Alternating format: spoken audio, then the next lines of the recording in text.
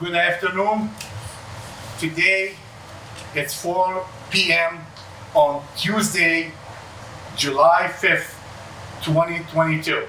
We are opening officially the public hearing number 2 for Community Development Block Grant. We call it CDBG.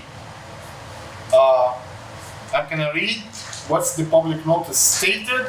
The City of Dearborn Heights is developing its CDBG action plan for program year 2022-23 from July 1st, 2022 to June 30, 2023.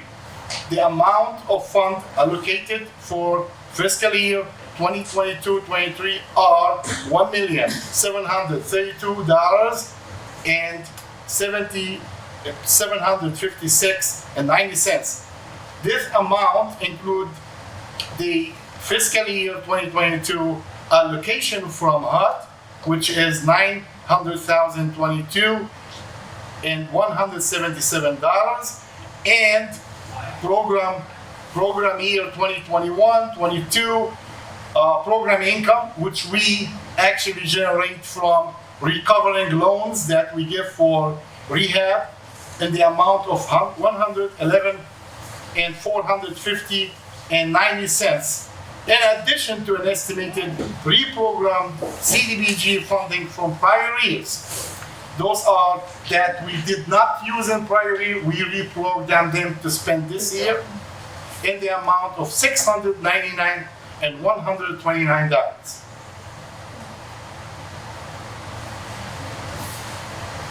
The extent of that in English. Also, we published that in Arabic for a second majority in the City of Dearborn Heights, which is the Arabic-speaking population.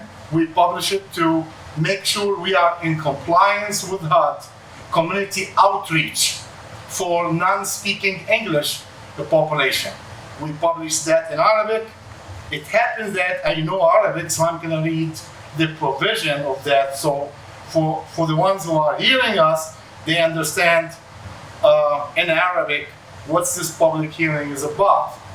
إشعار بجلسة عامة رقم 2 منحة بلوك للتنمية المجتمعية CDBG. تواصل بلدية ديربون هايتس العمل على تطوير خطة عمل لمصلحة بلوك للتنمية الاجتماعية ضمن برنامج السنة المالية 2022-2023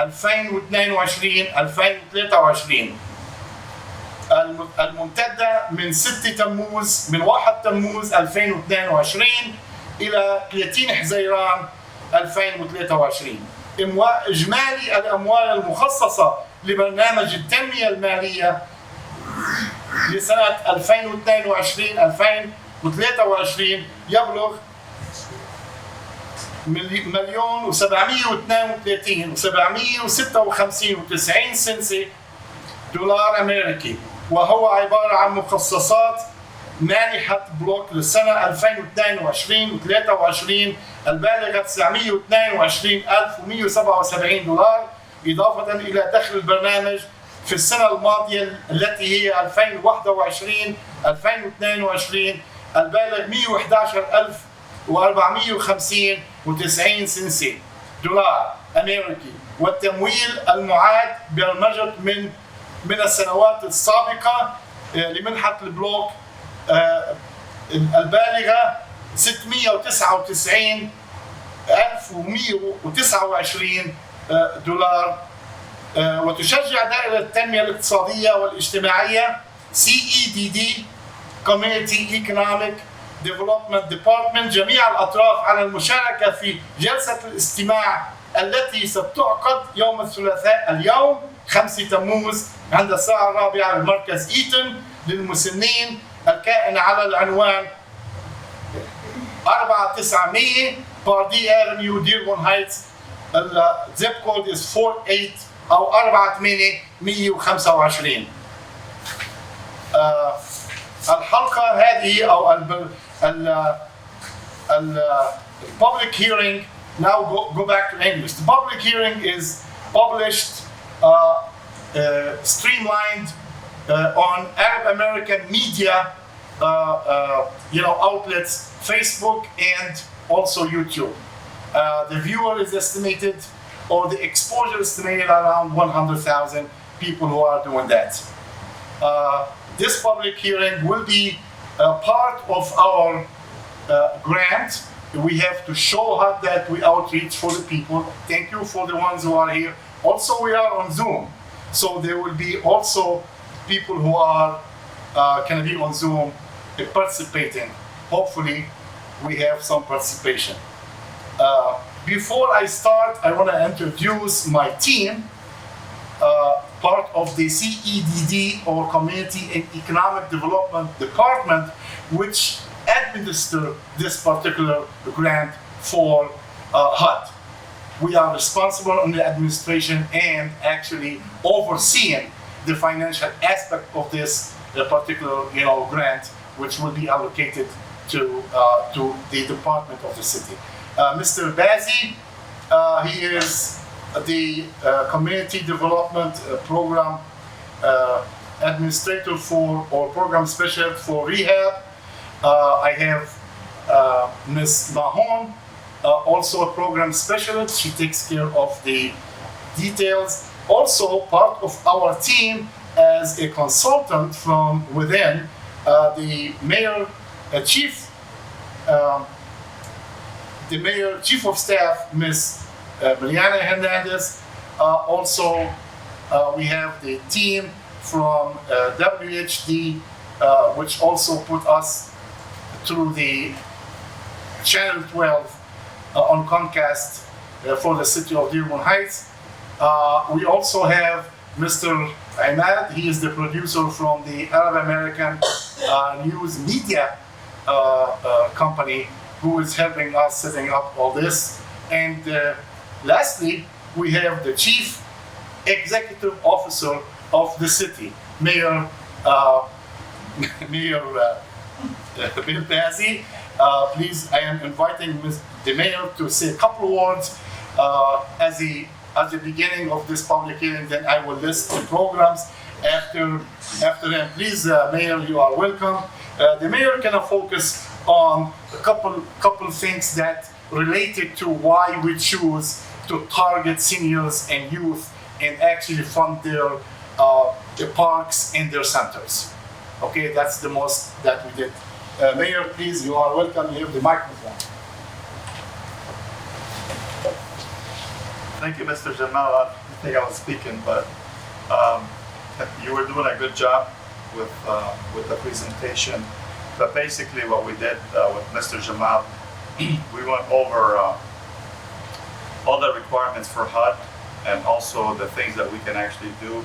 And we wanted to concentrate, as he mentioned, most of the programs, whatever we can actually allocate as much as we can to the seniors and also the youth.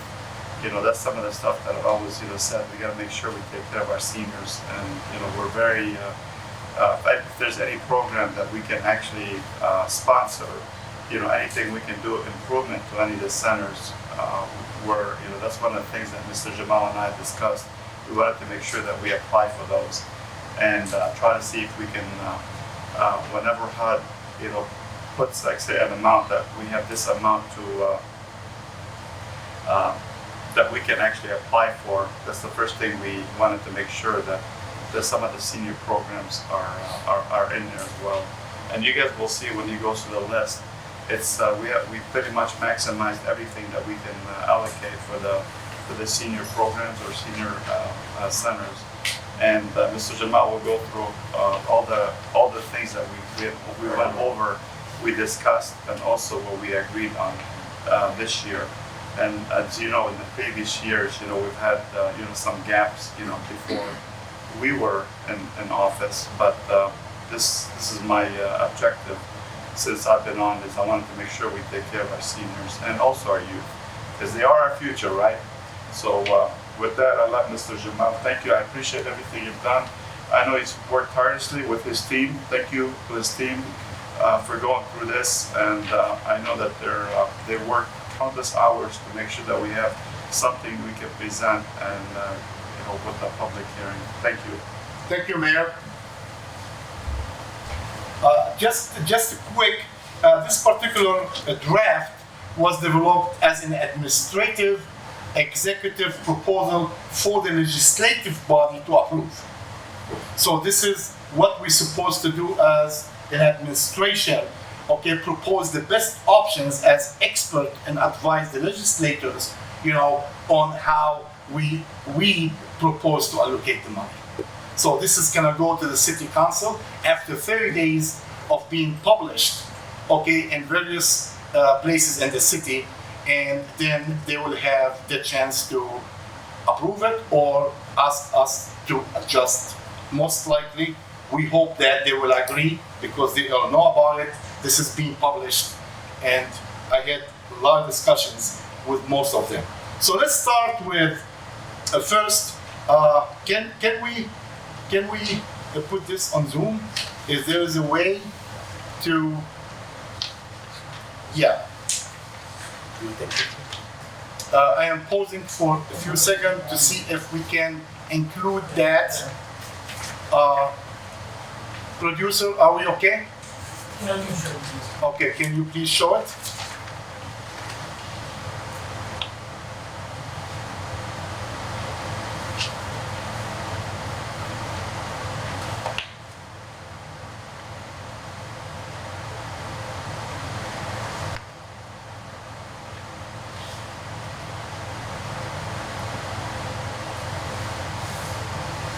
We're still on, but we are waiting. Okay, it is already out there. The first block, that's how much we are allowed to use for public services.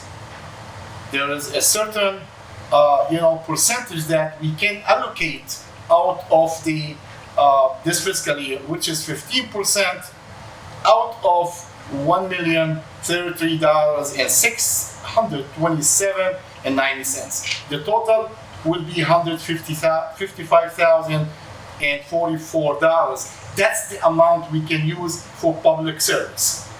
Public service includes senior services, which you're gonna see later on.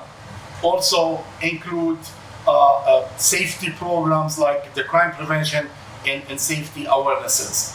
Those are the two programs that this particular future next year, the administration want to concentrate on, and only $6,000 went outside the city programs for the mandatory that we have to provide data about the, affirmative actions and equal opportunity for housing.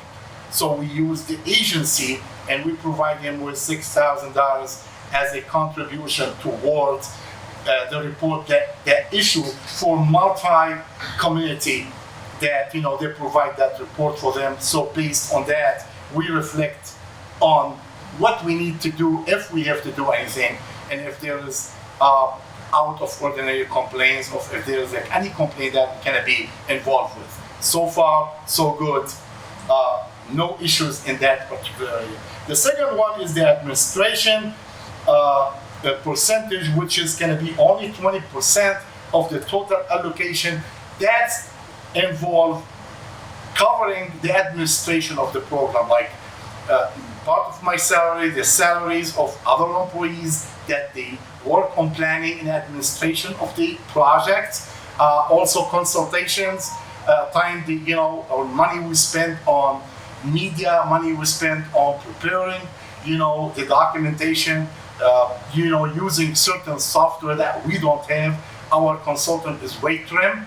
We use him for preparing, and planning for us using CAD and other, equipment that we cannot afford to have it only for this. This is a that's amount about $20,000, 25. It depends on the study we do.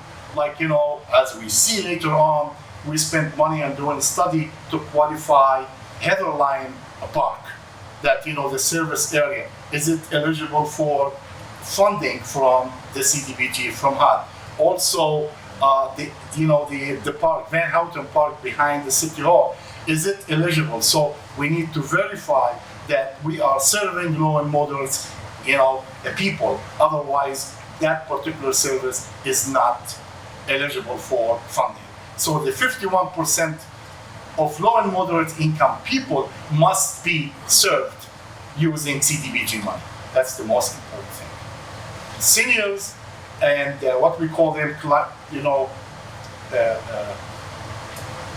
special clientele, that they are by nature considered to be low and moderate income. So we can spend on seniors, on disabled, on somehow, disadvantaged youth. We can spend money without regard to their income. So as seniors, income is not required. The status of the group is the qualifier. So that's good for us to spend money on the senior. Now the third one, we are limited to $6,726. That's our limitation. We don't usually exceed that. We usually have some leftover. We reprogram later on, and if we need an addition to one of the project that is going on, we can do a simple amendment and put the extra money in those projects to enhance that project. Number 3 is the reprogrammed fund. As you see, there are about $699,129 that money I found not being used. And we are not going to be used because of too many different and various reasons. It's too much to explain. But it is between that we can't use, or it was not allocated according to HUD. So I have to cancel it and I have to reprogram it, okay, and spend it hopefully next year. Remember, the program and the project can go a span of like up to 3 years. Okay, so we determined, my staff, myself, that those 1, 2, 3, 4, 5 line items that we are not going to be able to use for various reasons. The last one is the total funding, which is, again, it's $1,732,758.90. That's the illustration of where our money coming from, and for the public to understand where this $1,732,756.90, where it comes from. Now we come down to the application, straightforward. We start with Van Houten Park improvement, including but not limited to play structure, replacement, and parking lot resurfacing. We suggested that $420,986.90. You see the 90 cents, whatever. That's to actually close the cap and make sure the totals are added up. I have to put it somewhere. The second one is Heatherline. Again, the Heatherline Park improvement include but not limited to expanding the existing structure, a new bathroom and storage building, pickleball courts and basketball courts, walking path, and parking lots. This is based on the recommendation of our Director of Park and Recreation, Ms. Constant, with a consultation of the Mayor's office, myself, the city engineer, Mr. Deep. So we come up with up to $625,000 as a primary amount that may go up a little bit. We have extra money, as I said, that we can add to, and if the leftover, or if we can do more, like other, like maybe water pad here, similar to what we have there. It's okay, it's good. If we can do that next year. Now this is really targeting both the senior population, mid-age population, family in general, and youth. And this is, as the mayor stated, that it will help reduce the aftermath of the effect of the COVID. that people wanted to go a little bit out. People are kind of like, a little bit locked. They can't. Now the park, will help them do that. So in Heather Lane, with the suggestion and approval of the mayor, they kind of have what we call, like a shed, large, where you can sit down with tables. You can have your parties. You can have your gathering there. For family to do barbecue. I mean, this is good. We don't have anything at that park right now. Similar to what we have at Eton and other parks, with the bathroom and everything. Now, Berwyn Center, we own the building.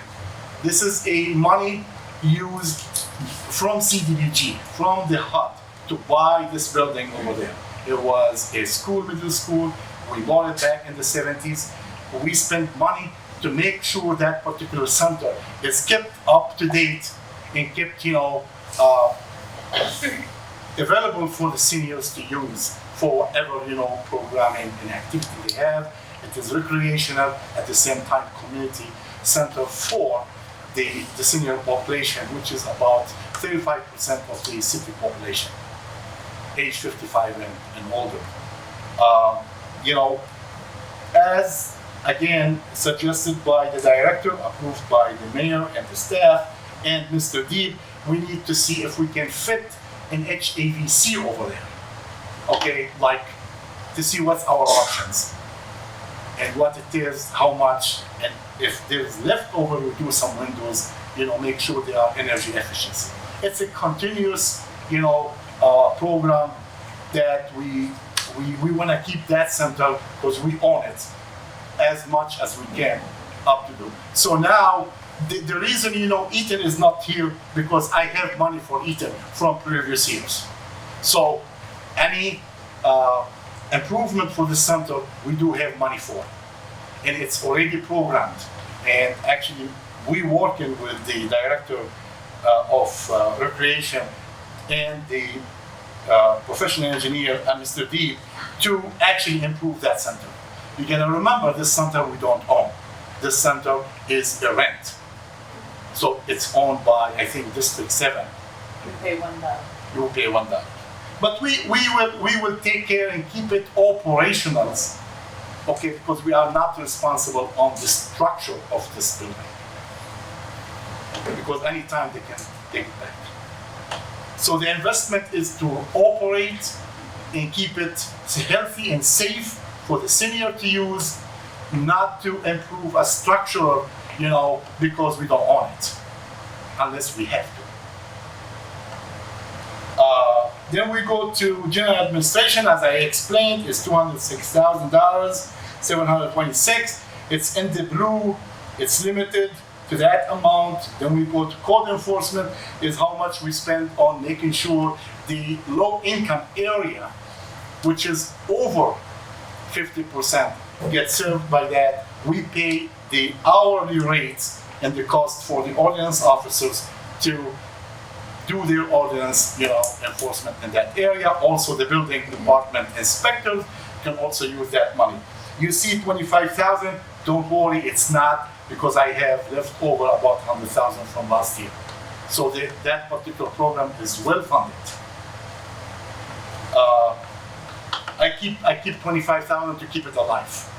So if we have to add, then we'll add that later on. If we spend the money from previous years. Now it's the community crime, prevention and safety awareness.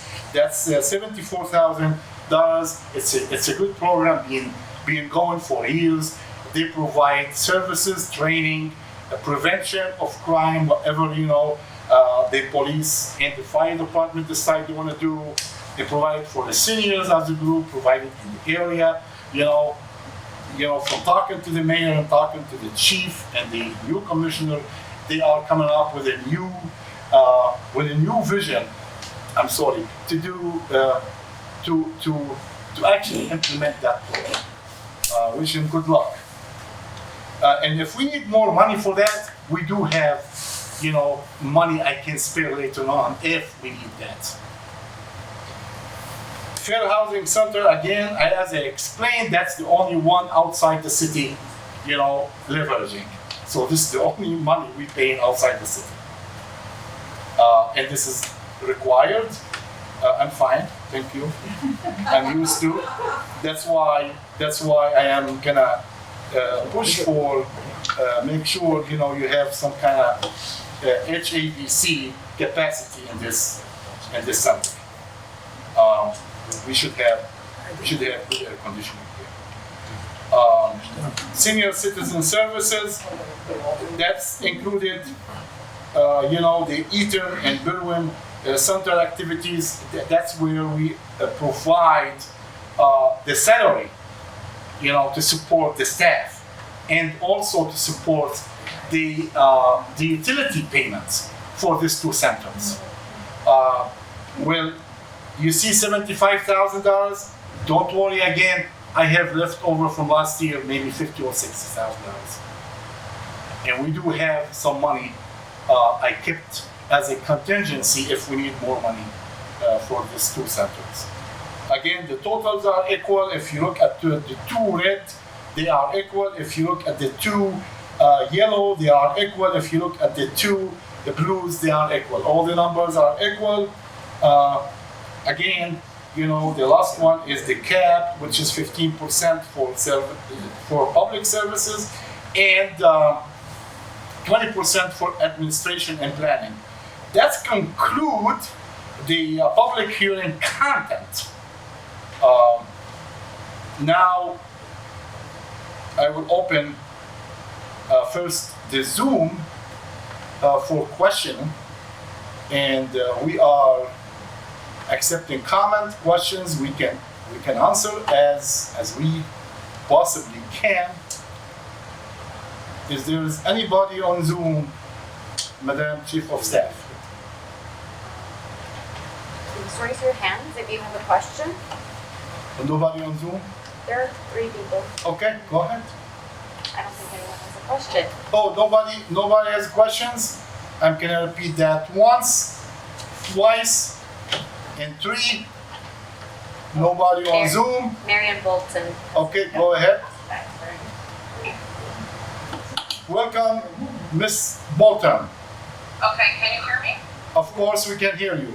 Okay, so I'm the director of the Lennon Center, where we are on Ann Arbor Trail and Telegraph. Yes. Just victimized June 20th. Our building was vandalized. Because we are a pro-life organization, we offer free services for women and children. We've been there since 1994, and I was wondering how I might go about applying some of the money that you said to kind of upgrade our building, make it safer, be able to install more cameras, replace our windows that were smashed, basically just make us a safer facility. So does that sound like something that can fit within this? We've never applied for this grant before, and I'm just wondering if this is something that fit into those parameters that you described.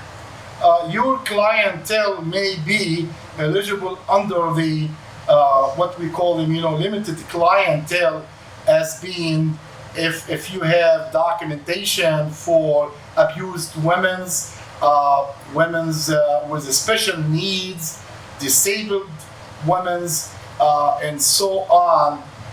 The service for that particular group does not require income verification, require status verification.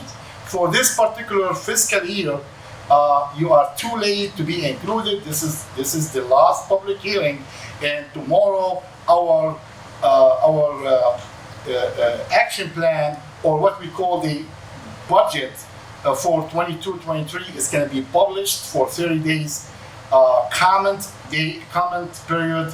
But we can talk if you please call our office, and if we need to do something to your organization as an emergency situation or urgent care, we can see if we can make an amendment. It's really up to the team, the executive team, with the CEO, with the mayor, the chief executive officer for the office.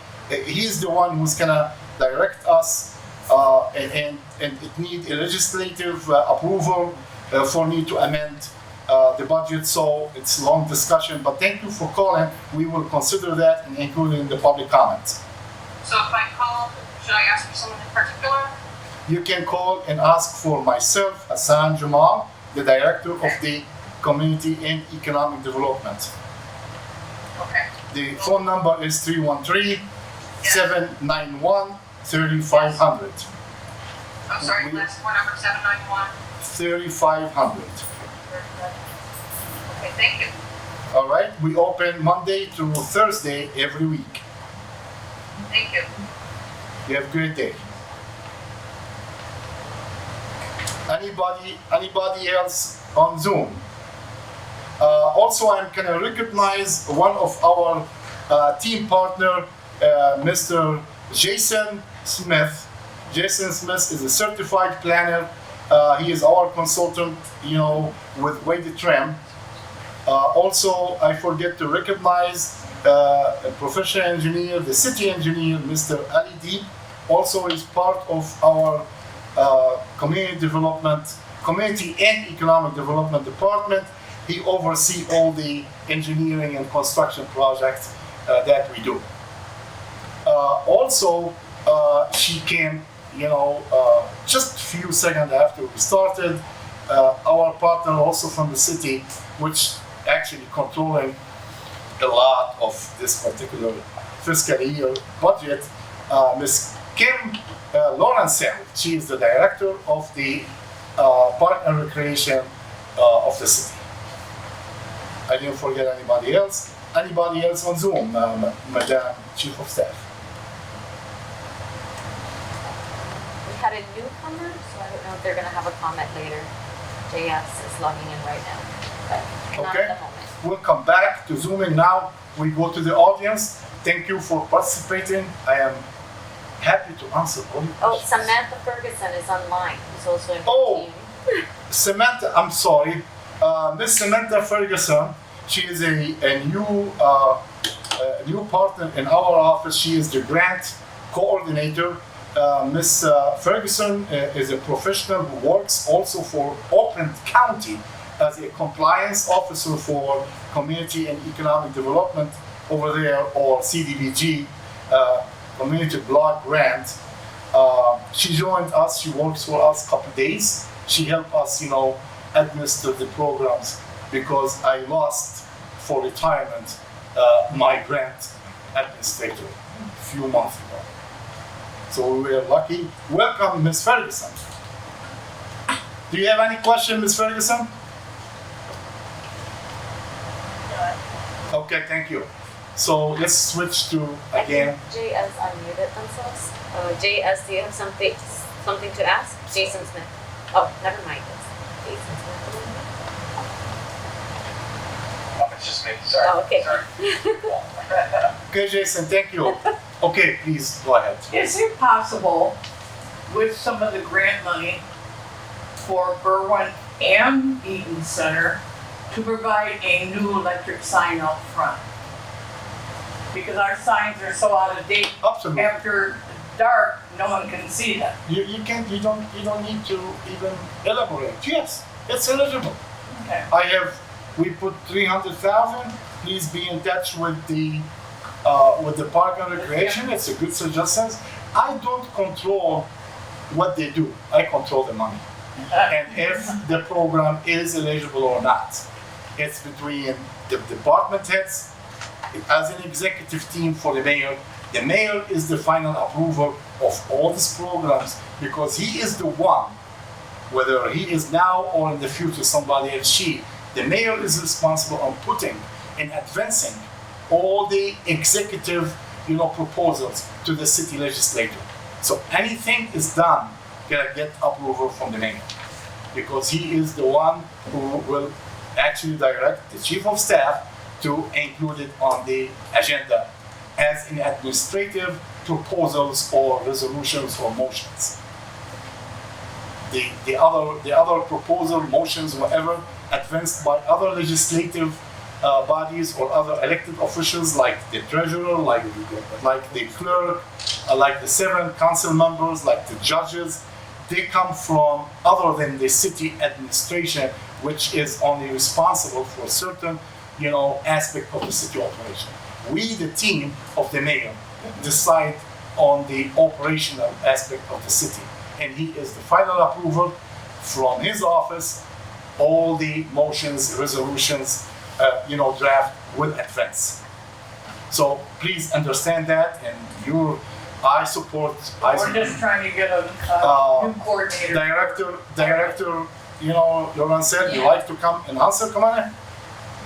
That's why we have it open, so I give a chance to the responsible executive team to answer. Go ahead. I actually already had the marquee signs on the list. Okay. Trust me, actually before anybody even said them to me, because I remember through the years we've had to hold them up with sticks and we run out of letters. So I've lived the nightmare you're talking about. So that's the first thing. The other thing is, in regards to the senior coordinator, we are going to be hiring a person part-time. I have finally got some applications because everybody knows it's short workforce everywhere. And I probably got about 5 applications. I'm going to be setting them up for interviews for next week. So that's where I'm at that. Secretary too? That's next because I know started it's not. with the coordinator. Yeah. Oh, it's not. I asked her to apply, she said not to. Really?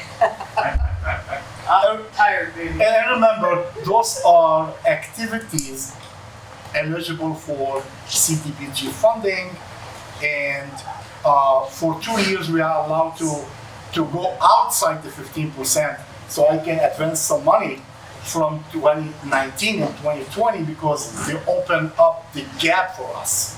So I can maybe seed that money, hopefully that the city can sustain that later on from the general fund budget. Okay, other question?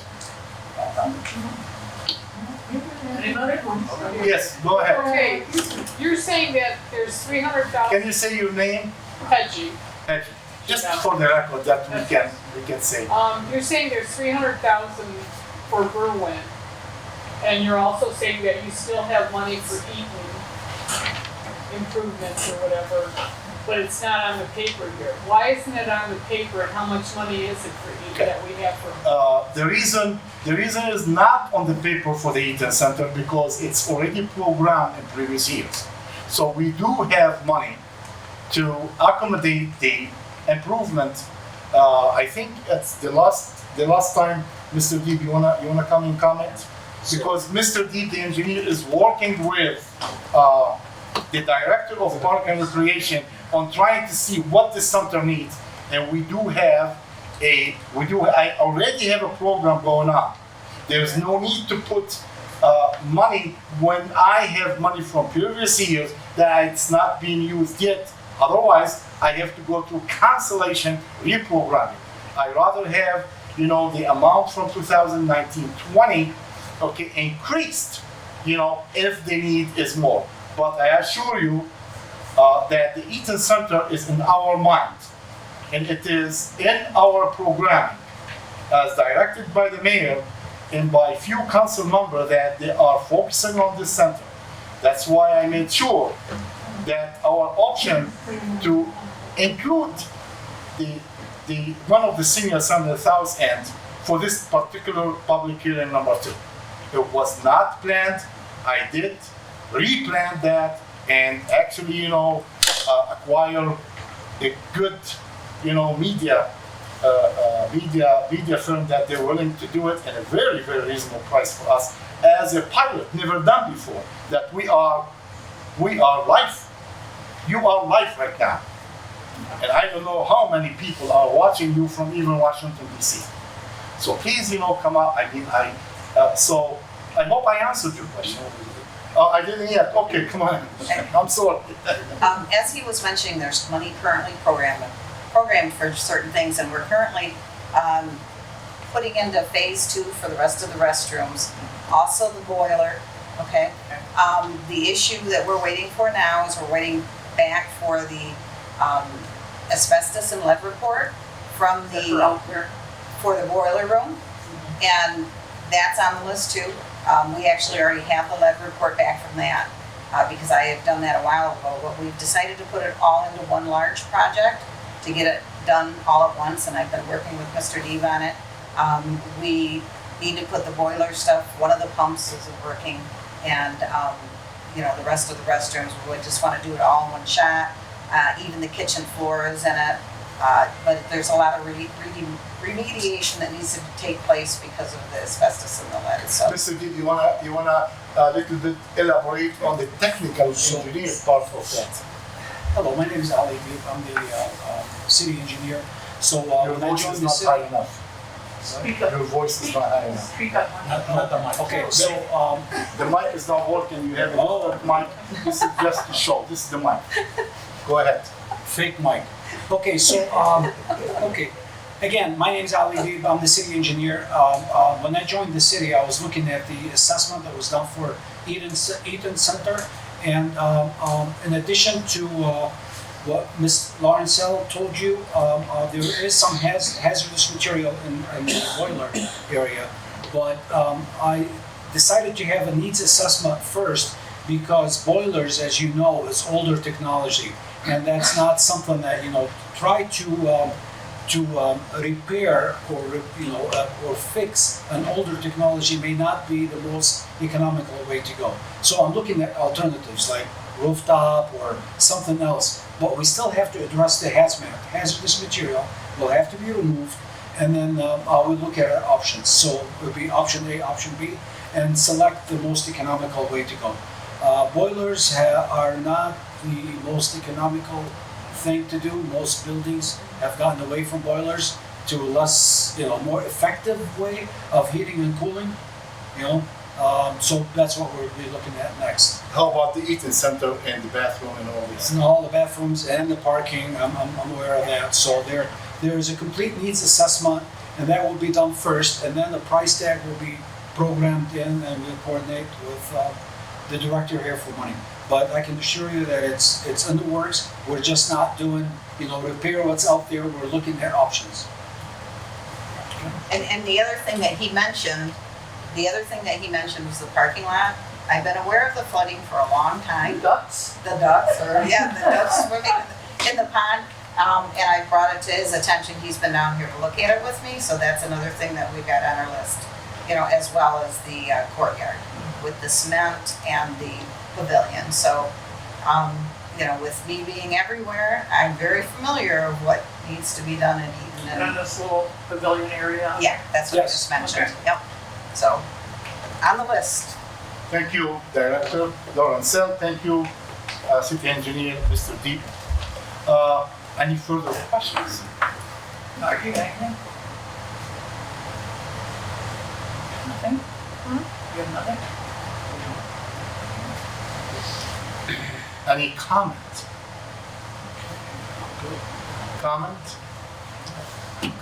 Only comment is that, because we do not have a coordinator here, we have a committee, and this committee's been here for almost 10 years. And the other day, we did a really nice program called Welcome Back, and they cooked the hot dogs, and I did the bingo, and another lady that's on it, we did a basket, and I feel the program went really well, and we just need some time to be kind of patted on the back and say, hey, but we are really working hard to keep our committee. I gave them a list of what we've done. You give them a. Yes. Good job. Good. So Good. we're really trying. We want to keep things going. So this committee, let's explain, because we are live. Well, This this is for the committee- Eton Center, Eton Senior Recreational Center. This Okay, committee. what happened was I'd say about 10 years. Remember when Lisa was here? Yes. Okay, when Lisa left, we weren't sure how long it was gonna take before we were able to get a new coordinator. So we kind of gathered together. There's a variety of course, about 3 people are dead now. But it was like myself, and it was Bernice and Linda and Barth and Carol and Donna. Donna was part of it. Yeah. So I mean, there was a well-rounded program. But we've lost Barth, and we lost Donna, and Linda still helps us. We've added Marge, we've added Rick and Hedgie. And, we still take care of the outside, or I should say she takes care of the outside. But, we've really worked hard. I do Penny Bingo, and she does Bunko right now, and the two of them do the Run to Bunko. And we have a poker day, that's on Wednesday. We do chair volleyball. So our programs are moving right along. It's not that we're sitting back and not doing anything because we're Please really trying. coordinate with the director that what I can provide as funding for some of this program that may Right. be eligible. I can't speak now about the particulars, but I can assure you that if they go through the directors, approved by the mayor, comes to me, we'll research and see what kind of program that we may be able to support as part of the public service, funding that we have. One thing I really want to thank Kim. Kim allowed us to get some casino buses. We want a casino bus, and we're not going on the 30th of August because there was already a baseball game set. But we have a lot of seniors that enjoy going, and we were going other places instead of coming to our own center. We pick up here, we pick up Berwyn first, and then here, and then go down the road. Let me comment on this. This is good program, smart money. They are leveraging CDBG money. So all the other grant that we can get to serve, the seniors as a group from other than CDBG, Right. they are good. Like they will leverage the amount that we provide, and I will work with the director on other, state assistance program, for especially the senior groups who be affected, after the pandemic, being locked and whatever. I'm working right now on a program within CDBG CV, which is COVID, related, that providing maybe meals, for a certain group affected. I'm going to be working with Westland. They have that program. Maybe we'll come up with a program that provide life, fresh, hot meals, maybe 2 or 3 days in the centers, for whoever wanted to come as group of the seniors or disabled, whatever. But this is coming. It's not included because the money are not programmed in this. I'm limiting this public hearing just the content to what we are programming for next year. But there are other programs there. Now I'm commenting on it because I want you to know about them. And you can call and remind me and push me as much as you want to Ms. Lawrencell to make those happen. Maybe you can participate and go with us to Westland and look at the program, see if that's something we like to do it. Well, we have our Meals on Wheels, and we do have a couple of days a week. They are feeding. Maybe we can put the other 2 days that are not That covered. would be nice. We'll have it 5 or 6. 5 days or 6 Right. days. Okay. Any other question? Any other comment? I think we can end up and close this public hearing. Thank you for your participation. It is on the clock for 4:50. 4:50 on the clock. Public hearing number 2 for the Community Development Block Grant (CDBG), conducted by the Community and Economic Development Department of the City of Dearborn Heights, officially closed. Thank you. Thank you.